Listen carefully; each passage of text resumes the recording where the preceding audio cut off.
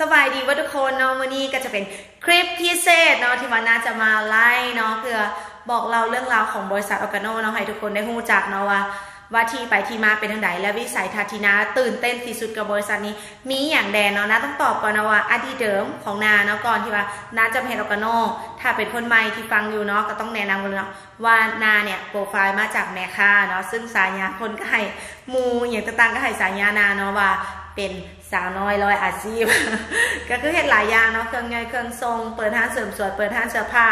ขายเกิบขายกระเป๋าคือเฮ็ดทุกอย่างนั่นแหละเพราะว่าอย่างน่าเป็นคนที่ว่าถ้าท่านเป็นคนที่ขึ้นนาคือน่าเป็นคนหนึ่งเลยคือนาบปฏิเสธเนาะเรื่องของรายได้เนาะแน่นอนเพราะว่าอย่างน่าก็มาจากพื้นฐานครอบครัวที่ว่าบ่ได้มีเงินเนาะมาจากคนที่ว่ามาจากบ้านนอกกับบ่ได้มีการศึกษาสูงอย่างแต่สิ่งหนึ่งคือน่ามีความเชื่อลึกๆก็คือว่ามนุษย์ทุกคนสามารถพัฒนาได้ถ้าเขาได้โอกาสอันดีและถ้าเขาได้เจอบริษัทหรือว่าธุรกิจดีๆที่สามารถให้เขาเปลี่ยนแปลงชีวิตเนาะทุกคนก็แน่นอนก็อยากจะมีรายได้อยู่แล้วมันบอกนะก็บ่ได้เข้าสู่บริษัทนี้เพราะว่าเห็นความสวยงามหรือว่าขายฝันอย่างเนาะนะเข้าสู่บริษัทนี้สิ่งแรกที่นะอยากได้คือ1เรื่องของเงินนะต้องตอบไปนะว่าเงินบ่แม่นสิ่ง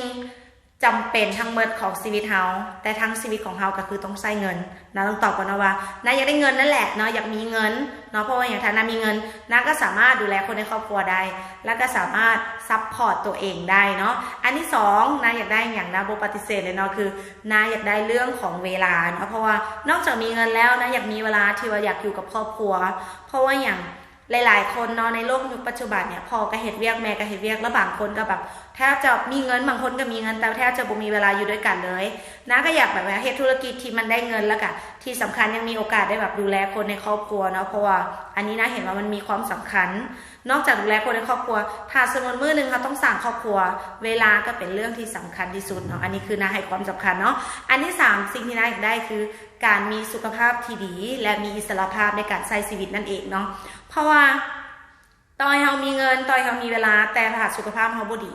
นะต้องตอบเลยเนาะว่าทุก2อย่างนี้กับบ่มีความหมายอย่างนะแสวงหาโอกาสบ่ว่าจะเป็นนะสำหรับนาเองนะบอกเลยว่านะบ่ค่อยได้โฟกัสว่าบริษัทนั้นเป็นแนวใดแต่น่าจะโฟกัสว่าบริษัทนั้นตอบโจทย์สิ่งที่นาต้องการบ่เนาะและกับธุรกิจนั้นต้องใช้ระยะเวลาบ่โดนจนเกินไปในการสร้างเนาะเพราะว่าถ้าใช้เวลาโดนจนเกินไปนะคงบ่เฮ็ดออร์แกโนเพราะว่านะเฮ็ดอาชีพเดิมเนี่ยสิ่งที่นารู้สึกเปลี่ยนก็เพราะว่านาบ่ฮู้ว่าอนาคตไปทางใดนาบ่ฮู้ว่าเขาว่าจะหยุดพักได้มื้อใดมีคำเว้านึงที่แบบนาฟังแล้วนาเก็ตเลยเขาจะบอกว่าถ้าเฮายากเนาะอยากเห็นอนาคตของตัวเองบ่ต้องไปหาหมอดูบ่ต้องไปเบิ่งอย่างยากเนาะให้เบิ่งถ้าเฮาอยู่ในอาชีพใดก็ตามเนาะให้เบิ่งคนที่เฮ็ดมาก่อนเฮาในอาชีพนั้นๆฟังดีๆเนาะคำนี้เป็นคำที่นับเปลี่ยนชีวิตเลยเนาะถ้าว่าเฮายากประสบผลสำเร็จหรืออยากเห็นอนาคตตัวเองในเส้นทางที่เฮากำลังเดินอยู่บ่ว่าท่านจะเฮ็ดอาชีพใดก็ตามเนาะอันนี้คือให้เบิ่งคนที่เฮ็ดอาชีพเดียวกับเฮาเนี่ย3ปี5ปี10ปีถ้าข้าเจ้ามีคุณภาพชีวิตที่ดีขึ้นชีวิตของข้าเจ้ามีความสุขนั่นก็คืออนาคตของเฮาเนาะถ้าสมมติว่าเฮ็ดในของการเฮาก็เบิ่งหัวหน้า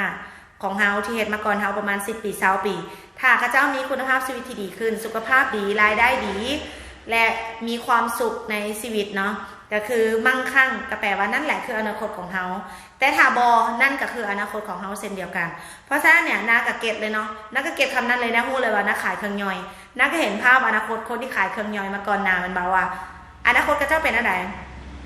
แต่ก่อนเนี่ยต้องตอบว่าอนาคตดีเนาะคนที่ขายเครื่องย่อยเครื่องทรงแต่ยุคนี้โมแมนละคนขายเครื่องย่อยเครื่องทรงเนี่ยกำลังจะดิ่งเนาะเพราะว่าอย่างเดี๋ยวนี้โลกมันเปลี่ยนมีEmployโมแมนEmployแล้วเนาะมีแบรนด์ต่างๆบอกว่าจะเป็น Big C บอกว่าจะเป็นมินิเป็นมาร์เก็ตต่างๆที่เขาจะมีซิสเต็มเพราะนั้นเนี่ยการหาเงินก็เริ่มเปลี่ยนนะกับหัวอนาคตตัวเองแล้วว่าถ้าน้ำบ่สามารถเห็นระบบได้แบบนี้น้ำบ่สามารถลงทุนแบบเปิดห้างหลายๆห้างแบบเครือข่ายหลายๆเครือข่ายได้น้าฮู้เลยว่ามือหนึ่งนะสิเจ๊งในธุรกิจนี้แน่นอนเนาะต้องตอบว่านัดใช้คำนี้เลยเนาะเพราะว่าน้าอยากเปลี่ยนเนาะกะมีคนมาแนะนำบริษัทออร์แกโนให้นาตอนแรกนะต้องตอบอบนาบ่สนใจตอนแรกทุกท่านที่ฟังวิดีโออยู่นี่อาจจะเป็นคือนาก็ได้นาบ่สนใจเพราะว่าสิ่งแรกเลยนะคือนาบ่ดื่มกาแฟเนาะนาบ่กินเครื่องดื่มประเภทนี้เนาะอันที่2คือนาตอบเขาจะว่านาบ่มีเวลา ถ้าท่านเป็นคนหนึ่งที่ปฏิเสธอยู่ว่าโบมีเวลานะต่อว่าอยากให้ท่านลองเปิดใจก่อนเนาะต้องเปิดใจนะเป็นคนหนึ่งที่ใช้คำนี้กันว่าโบมีเวลาและอันที่3ที่นะปฏิเสธธุรกิจนี้ก็คือนาคิดว่านาบ่เหมาะกับธุรกิจนี้เนาะและธุรกิจนี้ก็บ่เหมาะกับคนแบบนาอีกเพราะว่าในจินตนาการของนาตอนนั้นคือนาคิดว่า1มันเป็นการง้อขอตื้อมันเป็นการที่ว่าจะต้องแบบแบกเครื่องรอขายซึ่งบ่แม่นแนวทางนะเพราะว่าน้าขายเครื่องย่อยกับบ่แม่นกันกับบ่แม่นอาชีพที่ดูดีอย่างไรแต่เป็นอาชีพที่นั่งอยู่บนเก่าแล้วมีคนมาหาซึ่งมันจะความรู้สึกมันจะต่างกันแต่มุมของนาก็บอกกับนาว่าลองเปิดใจบางนาถ้าธุรกิจนี้เฮ็ดให้นาเปลี่ยน3ภายใน5ปีนี้เนาะ3บ่เกิน5ปีนี้นามีรายได้นามีชีวิตใหม่นามีอิสรภาพที่นาต้องการนาได้ไปเที่ยวต่างประเทศนาได้พัฒนาตัวเองนาได้แบบเปลี่ยนจากหน้ามือเป็นหลังมือน่ะสนใจบ่แต่เปลี่ยนไปในทางที่ดีนะกะมันเปลี่ยนได้จริงวะนะกะลองเปิดใจไปนั่งฟังเนาะได้ฟังมือนั่นเนาะก็มีคนมาเล่าเรื่องราวในปึ้มหัวนี้ให้นาฟังเนาะว่าเขาจะก็เล่าเรื่องของบริษัทเนาะซึ่งอยากให้ทุกคนได้เบิ่งไปพร้อมๆกันนะว่าน้าเองเนี่ย6 ปีในออร์แกโนเนี่ยน้าเปลี่ยนชีวิตจริงๆเนาะน้าได้บ้านได้รถได้มีรายได้ได้การท่องเที่ยวกับออร์แกโนเนาะทุกๆปีหนึ่งแบบ 2-3 ประเทศและที่ดีกว่านั้นก็คือน้าเห็นว่าอนาคตของน้าจะไปในทิศทางใดถ้าท่านตั้งใจเบิ่งวิดีโอนี้เนาะถ้าท่านตั้งใจเบิ่งเรื่องราวของออร์แกโนท่านจะเห็นโอกาสในธุรกิจนี้เดียวกันเนาะน่าจะเริ่มแนะนำเลยเนาะบริษัทเนี่ยซื้อบริษัทออร์แกโนเนาะเป็นอย่างน้าถึงกล้าส่วนทุกคนเนาะที่ฟังวิดีโอนี้เป็นอย่างน้าถึงกล้าส่วนเพราะว่ามันเป็นธุรกิจที่ง่ายเนาะบ่ยุ่งยากซับซ้อนมันเป็นธุรกิจที่ไผ่ก็เฮ็ดได้บ่ว่าทานจะความรู้ซ้ำใดความสามารถซ้ำใดอายุเท่าใดเนาะทานเฮ็ดธุรกิจนี้ได้เพราะมันง่ายเนาะง่ายบ่พอท่าทุกท่านลองเบิ่งว่ากระแสธุรกิจที่กำลังเจริญเติบโตเนี่ยมันไปในทิศทางใดธุรกิจอย่างก็ตามเนาะถ้าบ่อยู่ในเทรนด์ถ้าบ่อยู่ในกระแสที่คนนิยมบอกเลยว่าทานอยู่ยากนิยมบ่พอต้องนิยม5 ปี10 ปีและ100 ปีข้างหน้าอันนี้คือจุดประสงค์ของนาพอน้าเบื่อค่านิยมสมัยเก่าๆนี่กำลังฮิตกันพอเฮ็ดสักพักนึงเปลี่ยนอีกละเนาะคนนิยมอย่างทุกท่านมาเบิ่งเนาะ4อุตสาหกรรมที่คนนิยมอุตสาหกรรมแรกคือธุรกิจทางด้านอินเทอร์เน็ตเฮาเห็นอย่างก็ตามถ้าเกี่ยวกับอินเทอร์เน็ตเฮาจะอยู่ได้เป็นตลอดไปเพราะว่าโลกมันต้องใช้อินเทอร์เน็ตเนาะปราศจากบุคคลอยู่แล้วถ้าเฮาขายสินค้าหรือการบริการต่างๆผ่านอินเทอร์เน็ตได้ถือว่าเฮาอยู่ได้และถ้าท่านเฮ็ดธุรกิจกับออร์แกโนทานมีมือถือทานลินเน็ตได้ทานกับสามารถเฮ็ดธุรกิจนี้ได้เช่นเดียวกันอันที่2ต้องเป็นธุรกิจที่เฮ็ดอยู่บ้านได้เฮ็ดอยู่ไสก็ได้เนาะนาเลือกออร์แกโนก็ย้อนว่าออร์แกโนเนี่ยเฮ็ดอยู่บ้านได้บ่จำเป็นต้องมีหน้าห้านแล้วข้อดีคือเฮ็ดอยู่ไสก็ได้ไปฟิตเนสก็เฮ็ดธุรกิจได้ไปเที่ยวเฮ็ดธุรกิจได้นี่คือธุรกิจที่นาเนี่ยตามหามาทั้งชีวิตต้องบอกเลยเนาะอันที่3ก็คือธุรกิจที่เกี่ยวเรื่องสุขภาพเพราะว่าอย่างน้าเองก็มีครอบครัวที่มีปัญหาเรื่องสุขภาพแม่เป็นเบาหวานน้าเองก็เป็นไทรอยด์แล้วก็ตุ้ยอีกเนาะตะกี้เนาะและน้าเองก็เชื่อว่าทุกๆคนในบนโลกนี้น่ะก็อยากมีสุขภาพที่ดีและที่สำคัญก็อยากมีรูปร่างหน้าตาที่ดีอยู่แล้วแม่นบ่เพราะนั้นน้าเลือกออร์แกโนก็เพราะว่าเทรนด์คนกำลังนิยมอันนี้และเทรนด์สุขภาพทุกท่านจะฮิตแต่นี่ตลอดไปทุกท่านฟังดีๆเนาะเทรนด์สุขภาพจะฮิตจากนี้นับตั้งแต่นี้และตลอดไปเทรนด์อย่างเทรนด์หุ่นดีรูปร่างดีสุขภาพดีเนาะและอันที่4ก็คือเทรนด์อย่างเทรนด์เรื่องของเครื่องดื่มที่ชื่อว่าชากาแฟโกโก้นั่นเองเนาะเครื่องดื่มกาแฟเนี่ยเป็นสินค้าที่น่าต้องการท่าเลยเนาะว่ายิ่งประเทศพัฒนาเท่าใดเจริญเท่าใดก็ตามสินค้าประเภทนี้เป็นสินค้าที่จะอยู่บนโลกนี้ตลอดไปเพราะนั้นเนี่ย4อุตสาหกรรมนี้ท่านเฮ็ดในออร์แกโนท่านเป็นเมมเบอร์ออร์แกโนบริษัทเดียวท่านสามารถเฮ็ดทั้ง4อุตสาหกรรมนี้ไปในเวลาเดียวกันอันนี้ถือว่าน้าในแบบประทับใจที่สุดเนาะในบริษัทนี้หลักๆเลยที่น้าจะลงให้ทุกท่านฟังในวันนี้คือเรื่องของกาแฟเนาะกาแฟทุกท่านคือกันบอกว่ากาแฟบ่แม่นสิ่งหรูหราฟุ่มเฟือยเลยเป็นส่วนหนึ่งในชีวิตประจำวันของหลายๆคนไปแล้วเนาะเพราะว่าอย่างเป็นอันดับ2เขาจะบอกเลยค่ะเฉลี่ยเนาะเป็นอันดับ2ห้องจากน้ำมันเรื่องยอดขายคนดื่มหลายที่สุดเป็นห้องแค่น้ำดื่มเนาะทั่วโลกเนาะมาเด็กน้อย18เริ่มประมาณเด็กน้อยเราวัยรุ่นเริ่มตั้งแต่18 ปีขึ้นไปเนี่ย80% ดื่มกาแฟคนหนึ่งเนี่ยยอมจ่ายเงินออกจากกระเป๋าของตัวเองเนี่ยตั้งแต่1,000 กีบ10,000 กีบ25,000 กีบเพื่อซื้อกาแฟที่กระเจ้ามักดื่มและคนหนึ่งที่กินกาแฟแล้วกระเจ้าก็ไม่ได้ดื่มจอกเดียว3 จอก5 จอกต่อวันบางคนหลายกว่านั้นส่งผลให้อุตสาหกรรมเครื่องดื่มนี่นะมีมูลค่าเพิ่มขึ้นทุกปีละ 20% อันนี้นะยืนยันได้เนาะเพราะว่าตอนแรกๆตามมานะคิดว่า เป็นไปได้ปะวะแต่น้าตอบเลยว่ายอดขายของนาเพิ่มขึ้นทุกปีจริงๆเพราะว่าอย่างเครื่องดื่มกาแฟ3 คนหนึ่งดื่ม3 จอก5 จอกถ้ามีลูกค้าแบบแค่ประมาณ100 คนน่ะเขาก็สามารถอยู่แบบสบายมั่งคั่งได้เลยเพราะนั้นนะกล้าท่าทุกคนเลยเนาะที่เบิ่งคลิปนี้นะบอกเลยว่าบ่มีสินค้าประเภทใดค่าสินค้าที่ซื้อว่ากาแฟได้อันนี้คือสินค้าอมตะเนาะแล้วนักกระเบิงบริษัทเขาเอิ้นว่าตัวอย่างเนาะแน่นอนเฮาเฮ็ดธุรกิจเฮาก็ต้องเบิงบริษัทที่เฮ็ดมาก่อนเฮาเนาะบ่ว่าจะเป็นแมคโดนัลด์เนาะที่ขายเบอร์เกอร์มันบ่ก็มาขายกาแฟน้ำดังกิ้งโดนัทขายโดนัทดีๆกับมาเพิ่มช่องทางรับเงินจากเครื่องดื่มกาแฟน้ำซับเวย์ที่ขายอาหารเช้าที่อเมริกาเขาเจ้าก็เพิ่มเครื่องดื่มก็ที่ซื้อว่ากาแฟเข้ามานำบ่ว่าจะเป็นสตาร์บัคเริ่มต้นจอกนึงเนี่ย100 บาทถามว่ามีคนซื้อบ่เต็มเลยน่าก็เห็นเวลาเขาเห็ดธุรกิจเขาก็ต้องเบิ่งว่ารุ่นอ้ายรุ่นเอื้อยที่เห็ดเกี่ยวกับธุรกิจประเภทนี้น่ะข้าเจ้าประสบผลสำเร็จร่ำรวยแนวใดทุกท่านนาเนี่ยยังบนนับอีกเนาะว่าเจ้าของแบรนด์ที่ขายเครื่องดื่มประเภทกาแฟเกี่ยวกับลดน้ำหนักเนี่ยประมาณว่าเริ่มต้นด้วยเนลงท้ายด้วยอย่างทุกคนเดาเองนะว่าไปเชิญเบิ่งประวัติรถว่ารวยสำใดขนาดเราขายแต่เทรนเรื่องของลดน้ำหนักโบได้ขายเทรนอื่นได้ขายแค่เทรนลดน้ำหนักอย่างเดียวบริจาคดินให้กับมูลนิธิเป็นเท่าไหร่100 ล้านความรวยจากเทรนนี้เพราะอย่างแค่เทรนลดน้ำหนักนะเซอร์วันเตนี่100 ปีข้างหน้าเนาะคนทีน้ำหนักเพิ่มขึ้นเนี่ยจะเพิ่มขึ้นทุกปีอยู่แล้วมันโอกาสก็เป็นของทุกทานแล้วก็เป็นของโอกาสก็เป็นของนานาคือกันถ้าทานตัดสินใจเนาะก็คือแค่บอกต่อคนว่าทานมีกาแฟสุขภาพที่ดีกว่ามานำเสนอทานทำเงินได้ละออร์แกโนเนี่ยบริยากเลยแค่บอกคนว่าทานเนี่ยมีกาแฟที่ดีกว่ากาแฟทั่วไปเนาะถ้าข้าเจ้าตัดสินใจดื่มปุ๊บทานก็สามารถได้เงินเข้าในกระเป๋าทันทีเนาะแล้วคนที่จะตัดสินใจดื่มกาแฟของพวกเขาเป็นคนประเภทใดเนาะเพราะว่าคนประเภทที่ข้าเจ้าหู้สนใจเรื่องสุขภาพเป็นอย่างถึงต้องสนใจเรื่องสุขภาพเพราะว่าเครื่องดื่มออร์แกโนแตกต่างจากแบรนด์อื่นย้อนว่ามีส่วนผสมของเฮลินจือน่าจะบอกอธิบายสรรพคุณเฮลินจือเพราะว่าทุกคนรู้อยู่แล้วเนาะว่าสรรพคุณเนี่ยมีประวัติยาวนานมากกว่า 2,000 ปีสรรพคุณหลายกว่า250ชนิดเนาะหลักๆเลยคือต้านมะเร็งเนาะและที่สำคัญคือช่วยทั้ง5ระบบในร่างกายเป็นยาอายุวัฒนะเนาะบอกได้เลยว่าสรรพคุณของเฮลิจือไปเชิดได้แต่ที่ดีกว่านั้นของออร์แกโนฮูบอเป็นอย่างออร์แกโนประเทศแคนาดาเนี่ยสัมปทานฟาร์มเฮลินจือที่ใหญ่ที่สุดเนาะที่ได้รับมาตรฐานทั้งเมิดห้องรับเกือบ11 สถาบันรับรองว่าเป็นออร์แกนิกแท้ 100% อันนี้คือสุดยอดไปเลยข้าเจ้าก่อร่างสร้างอนาคตด้วยการทุ่มงบถึง$240 ล้านในการเป็นพันธมิตรฟาร์มนี้เนาะซึ่งผลิตเห็นแต่กับออร์แกโนแต่เจ้าเดียวเนาะบอกได้เลยว่าน้าเองก็ไปฟาร์มนี้มาแล้วเนาะไปเห็นกับตามาแล้วซึ่งสามารถเบิ้งคลิปวิดีโออยู่ในคลิปของนาเนาะสามารถเลื่อนไปเบิ้งได้เลยเนาะเพราะว่ามีคลิปเกี่ยวกับฟาร์มเฮลินจือที่พวกเขาไปเยี่ยมชมกับตามาแล้วเนาะอ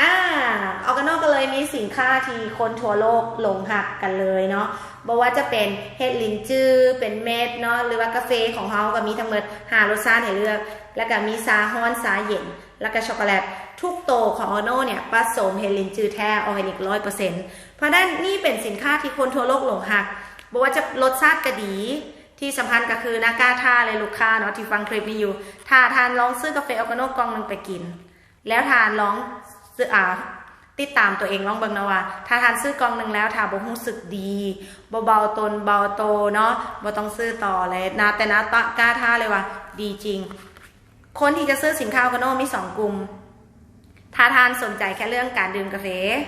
ซื้อๆนาบ่แนะนำเนาะแต่ถ้าทานสนใจเรื่องรสชาติกาแฟดีได้สุขภาพนาแนะนำออร์แกโนและเขาเรียกว่าสินค้าคุ้มค่าต่อราคาแน่นอนเนาะ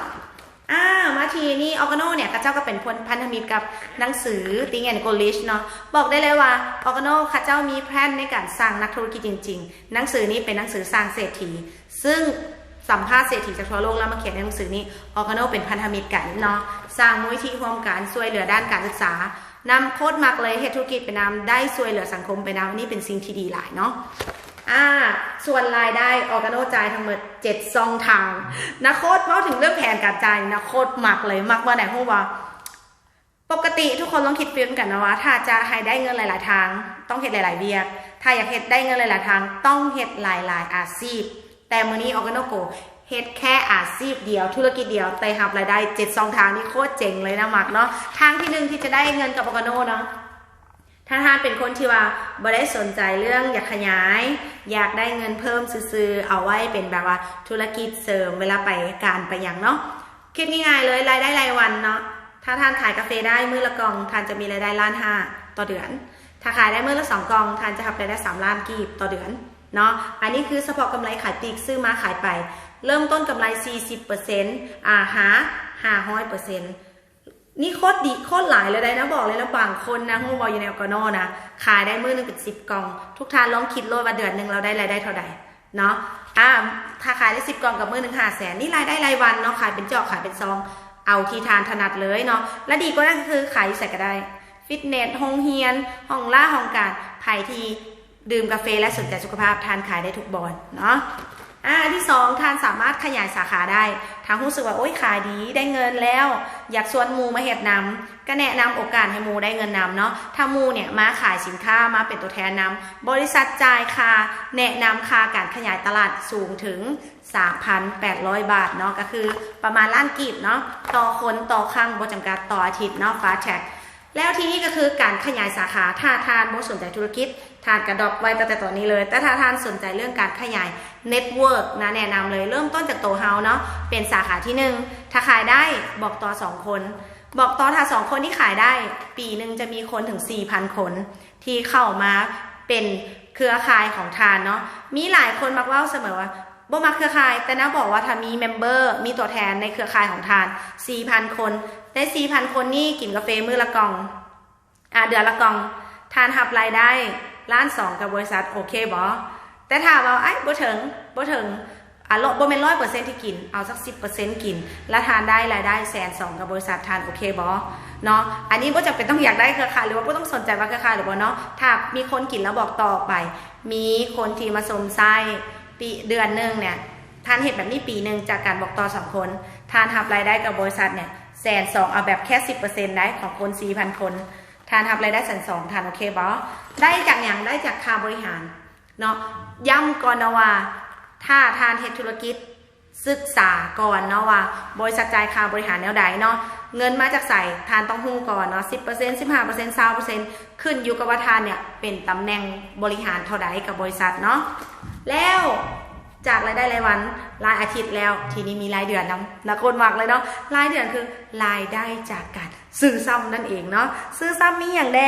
ถ้าลูกค้ากินหมดแล้วเกิดการซื้อซ้ำปุ๊บทานจะหับรายได้ทุกเดือนเนาะกล่อง1 2 กล่องอันนี้นาเงินขอนี้ว่าอย่างฮู้บ่เงินรีไทร์เนาะเงินแบบเกษียณถ้าว่าลองจินตนาการเนาะตอนที่น้ำมาเฮ็ดธุรกิจแรกๆณตอนนี้นะก็คิดแบบนั้นคือกันลองคิดว่าถ้าคนที่ฟังคลิปนี้อยู่แขวงใดก็ตามเริ่มต้นเฮ็ดธุรกิจตั้งแต่มื้อนี้ถ้าขยายไปทั่วประเทศปุ๊บมีคนยกกาแฟอยู่ใส่สมมติ1 ล้านคนเนาะบ่ได้หมายความว่าทุกคนจะมากินออร์แกโนเบิดนะขอแค่1 ล้านคนที่เป็นมีปัญหาเรื่องสุขภาพเบาหวานความดันตั้งส่งหรืออยากป้องกันโรคประเภทนี้กินออร์แกโนแล้วพวกเขาเป็นตัวแทนจำหน่ายตัวอย่างเนาะยกจอกอยู่ใส่ขอกำไรจอกละบาท1 ล้านคนประชากรในลาวเกือบ10 ล้านเนาะรวมประเทศอื่นมาอยู่นำนะขอแค่1 ล้านคนแบ่งตลาด1 ล้านคนกินยี่ห้อนี้ก็แปลว่าเขาได้กำไรมื้อละ1 ล้านมีจากคนที่เป็นตัวแทนหาเงินตามนั้นเลยเนาะถามว่าเป็นไปได้บ่จังไหนนะก็เฮ็ดให้เป็นไปได้เนาะ ทีนี้ถ้าอยากเฮ็ดธุรกิจนะต้องตอบเลยเนาะว่าบ่ได้ยากเนาะบ่ได้ยุ่งยากซับซ้อนหยัง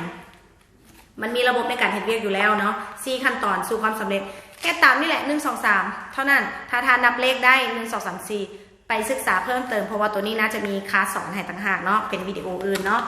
เพราะว่าถ้าท่านตัดสินใจแล้วเนาะกับบริยากเป็นเมมเบอร์กับบริษัทก็คือใส่เงินลงทุนแค่หลักพันเองมีสินค้าในการดำเนินธุรกิจได้เลยแล้วก็มาศึกษาระบบในการสร้างธุรกิจแล้วที่เหลือจังเริ่มซื้อสินค้าไปขายถ้าบ่เข้าใจนะจะแนะนำเนาะอย่าเฝ้าลงทุนให้ศึกษาก่อนว่าจะเอากาแฟไปขายใส่เพราะว่านาเนี่ยเป็นที่ปรึกษาให้ทุกท่านทั้งหมด18 เดือนในการทำธุรกิจเนาะต้องย้ำก่อนนะก่อนจะซื้อกาแฟไปขายให้ศึกษาดีๆก่อนนะจะบ่ได้อยากให้ทุกคนแบบมาเฮ็ดธุรกิจนี้เพียงเพราะว่าอยากได้สาขาโนถ้าทานตั้งใจที่อยากจะได้เงินจริงๆอยากให้ธุรกิจจริงๆนะให้ความสำคัญกับการเรียนรู้ทานต้องเรียนรู้เนาะแล้วแต่ทานจะเลือกเลยเนาะเริ่มต้นลงทุน10,000ทานจะได้กำไร 4,000 ถ้าทานลงทุน 20,000 ขายเบิร์ดทานก็ได้กำไรขายปีก 8,000 ถ้าทานลงทุน 40,000 ทานก็ได้กำไรขายปีก 20,000 อันนี้ปรึกษากับบุคคลที่นั้นทานมาตื่มเนาะถ้าท่านเห็นแบบนั้นแล้วลงทุนไปแล้วก็มาตั้งเป้าหมายนะว่าอยากสร้างลูกค้าจากคนเป้าหมาย3 ปี 5 ปีนี้อยากได้รายได้เท่าใดก็จะมีเป้าหมายรายปีเป้าหมายรายเดือนและเป้าหมายรายอาทิตย์เนาะที่จะเฮ็ดร่วมกันและเวลาจะขยายธุรกิจทานก็แค่บอกกับคนด้วย4 คำถามเวลาเอาเป็นธุรกิจบ่ยากเนาะเราเรื่องราวนี่ก็คือแค่เราเนาะว่า1เวลาเจอคนทานก็ถามกับเจ้าเลยว่าดื่มซางกาแฟโกโก้บ่เวลาทานเจอคนก็ถามเลยว่ามักกินกาแฟแนวใดเพราะของเรามีทุกรสชาติให้เลือกอันที่3ถ้าทานถามคำถามนี้กับคนนะว่ามักซื้อยี่ห้อใดมากินคำถามสุดท้ายคือเคยได้รายได้จากการดื่มกาแฟบ่ถ้าท่านใดบ่เคยได้รายได้จากการดื่มกาแฟหรือบ่เคยได้อย่างจากการดื่มกาแฟติดต่อหาพวกเรานะพวกเราจะเล่าเรื่องนี้ให้ท่านฟังนะว่าเฮ็ดแนวใดให้ได้เงินจากการดื่มกาแฟเนาะมื้อนี้สำหรับนานาเองก็อยากให้ทุกคนแน่นอนได้ศึกษาเพิ่มเติมบ่ว่าจะเป็นเว็บไซต์โอลมกับบุคคลที่นำทานมานะต้องตอบว่านาเปลี่ยนชีวิตจริงๆจากการแค่เปิดใจศึกษาใช้เวลาแค่บ่ได้หลายถ้าเทียบเนาะ4 ปีกับการกลับมาอยู่ในจุดๆนี้ดำรงตำแหน่งไดมอนด์นะปัจจุบันนี้นะรู้สึกว่าเป็นโอกาสที่ทุกครั้งที่นาตื่นนะจะบอกเลยนะนาบ่เคยเสียใจที่ตัดสินใจเฮ็ดธุรกิจนี้พอทุกมื้อคือมีความสุขมีสุขภาพดีและที่สำคัญได้แบ่งปันโอกาสแล้วนะเองเนาะจะเป็นที่ปรึกษากับทุกท่านที่จะเฮ็ดธุรกิจนี้เนาะแล้วพบกันที่ความสำเร็จของการแนวและพบกันคลิปหน้าเนาะนาจะมาสอนเรื่อง3 ขั้นตอนสู่ความสำเร็จเฮ็ดจังไดมื้อนี้ต้องจบเท่านี้ก่อนเนาะแล้วพบกันที่ความสำเร็จทุกคนสวัสดี